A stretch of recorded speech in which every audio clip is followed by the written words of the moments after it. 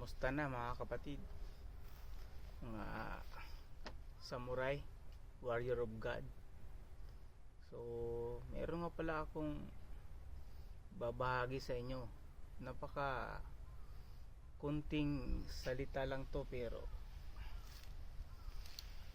napakalaking kasalanan ito sa Panginoong Diyos na nagbigay ng buhay sa atin. Dahil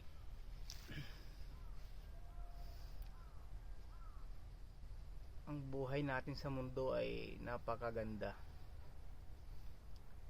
Dati akala ko ang buhay ay mahirap sa mundong ito. Akala lang natin pala yun, dahil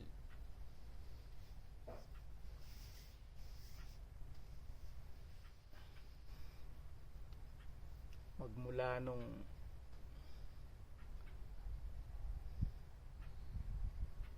may lumapit pang ibon, kasi nararamdaman ng ibon yung enerhiya.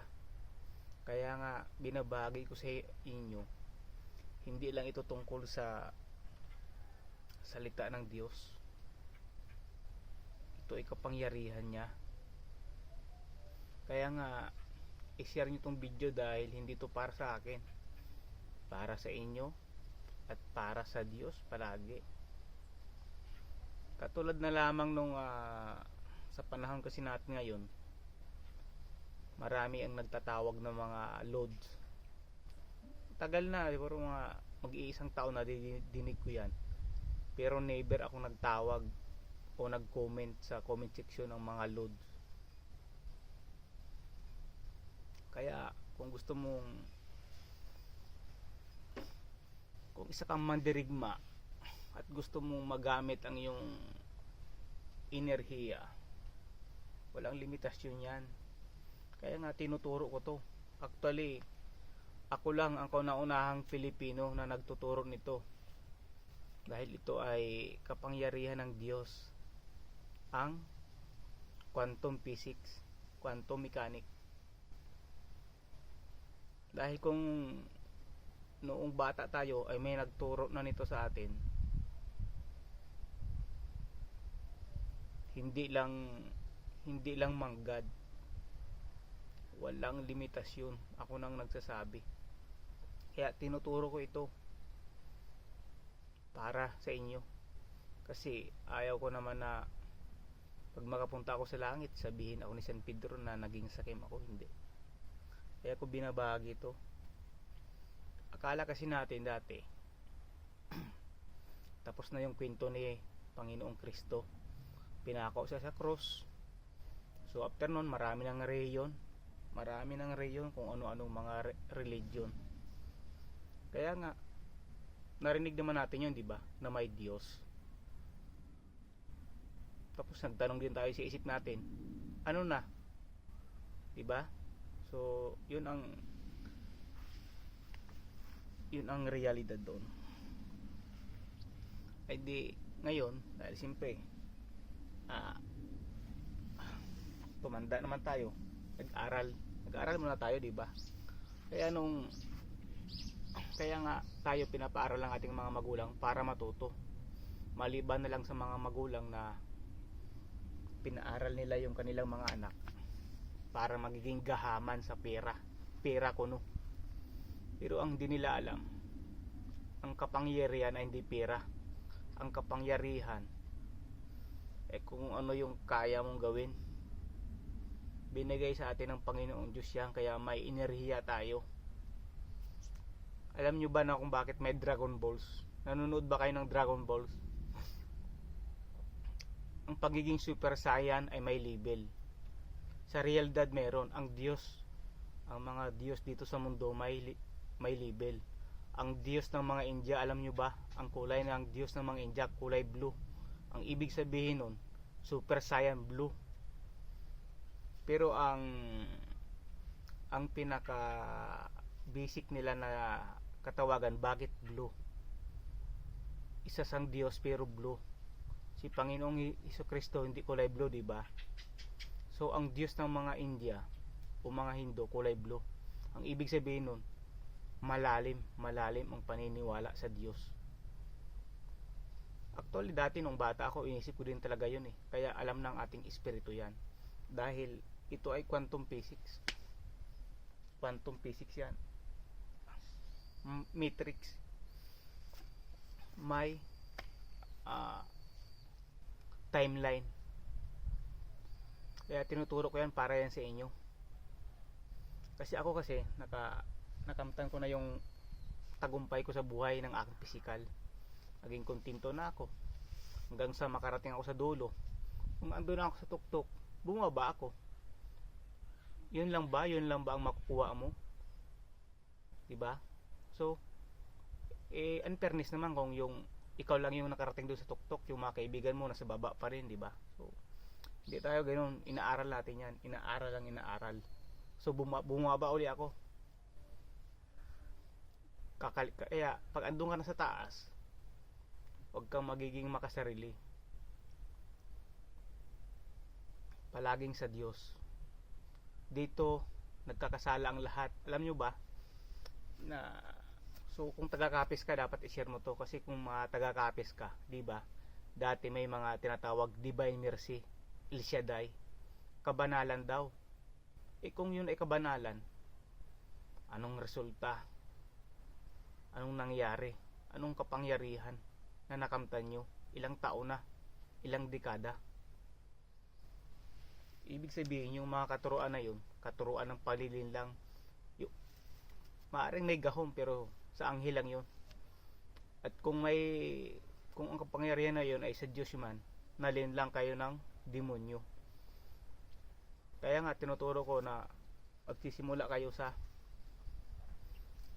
energy.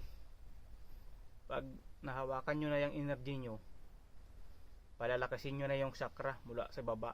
So bakit sa baba? Pagpakumbaba yun, tinuturo yun ng Panginoong Jesus Christ. Hindi mo naman makakamtan ang kapangyarihan na yan o enerhiya kung hindi ka dadaan kay Jesus Christ. Actually nga 2026 na ngayon. Alam nyo ba kung ano ang pangalan ng Diyos natin? So 4 ang pangalan ng Diyos natin ngayon. Dahil ang Diyos ay makapangyarihan. Sa ating era ngayon, ang Diyos, ikaw yung lumapit sa Kanya. Kailangan mo siyang hanapin, kaya binigyan niya tayo ng enerhiya. May enerhiya na tayo ngayon, kaya ikaw mismo ang lalapit sa Kanya. Ang Panginoong Diyos ngayon ay hindi siya bababa para lang para makita ka. Bakit? Sino ka? Kalugod-lugod ka ba? Katanggap-tanggap ka ba para sa harapan ng Panginoong Diyos? Hindi. Kaya nga ngayon binabahagi ko na matakot ka na sa Diyos, yung 10 utos ng Diyos. Kung kinakailangan mula nung kautusan ni Moises, aaralin nyo yon at papanindigan nyo na yung may papanindigan, katulad ng mga samurai. Hindi ka pwedeng mabuhay kung wala kang paninindigan. So ganun katalim ang pagmamahal sa Diyos. Palagi mo siyang itataas para ang iyong enerhiya ay lumakas. Walang nagtuturo niyan. Alam niyo kung bakit? Kasi ang mga pop, mali na yung katuruan nun. Hindi nyo naman nakita, di ba? So ako nung nagsasabi, dahil quantum physics to, hindi lang science, hindi lang religion, marami. Kaya pag nahawakan mo na ang iyong enerhiya, aura, magpasalamat ka sa Panginoong Diyos, at kahit anong mangyari, wag kang magpapatukso sa demonyo. Dahil kung ang Panginoong Ama ay makapangyarihan, ang demonyo makapangyarihan din. Pero hindi siya pwedeng lumamang sa Panginoong Diyos. Alam mo kung bakit? Kasi sa mundong ito yung tentasyon eh. Kaya nga nilagyan tayo ng enerhiya, proteksyonan yung ating sarili. Andito yung demonyo para tuksuin tayo. Kasi ang buhay natin ito, ang demonyo, ang Diyos, naglalaro sila ng chess, tayo yung chess. Kaya dapat ngayon, lalo na kung mga kaibigan kita, paki-like ng video kasi ako hindi kasi natin alam kung sino yung mga tao sa paligid, kung maka-Diyos ba o ano. Kaya i-like mo to kasi yung mga tao na hindi ko naman nakikilala, so wala naman ako nakikitang potential na o may pagmamahal sila sa Panginoon. So kasi may paghahatol, marami yun. May, di ba yung may video ako nung isang araw na may paghatol, depende yun sa stage mo. Kasi bilang isang philosopher, hindi tayo nagsasayang ng ating oras sa mga bagay o sa mga tao sa paligid natin ng mga toxic. Kaya mula kayong tinuturo ko, huwag na kayong kakain ng baboy, iwasan nyo yung mga pagkain na toxic. Alam nyo kung bakit? Dahil ang mga toxic ng pagkain, yon ang nagpapahina ng iyong enerhiya. Kasi di ba tinuturo ko, ano tayo matrix,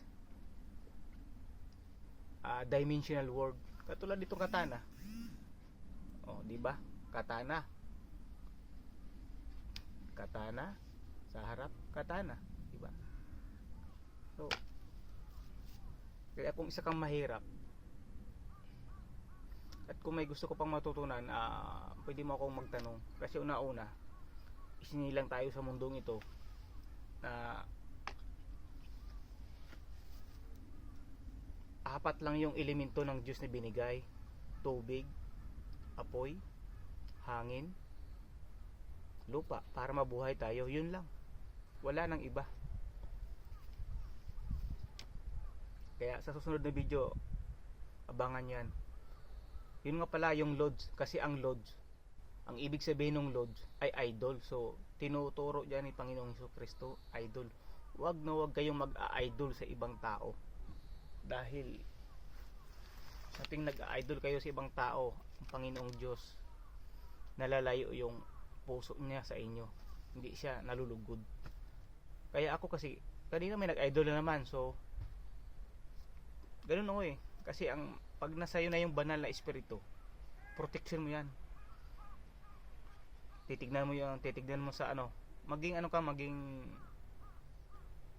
mausisa, research, may Google, di ba? May cellphone ka, di ba? So ganun ang ginagamit yan para sa pagiging safety ng ating katawan. Hindi mo yan gagamitin para masira ang ating katawan.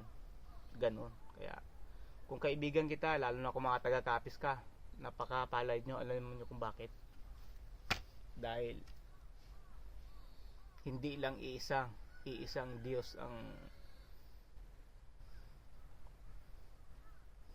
mag-aangat ng ang ating bayan na sinilangan. Hindi lang isang Diyos, kundi marami, dahil lahat tayo ay may banal, may espiritu.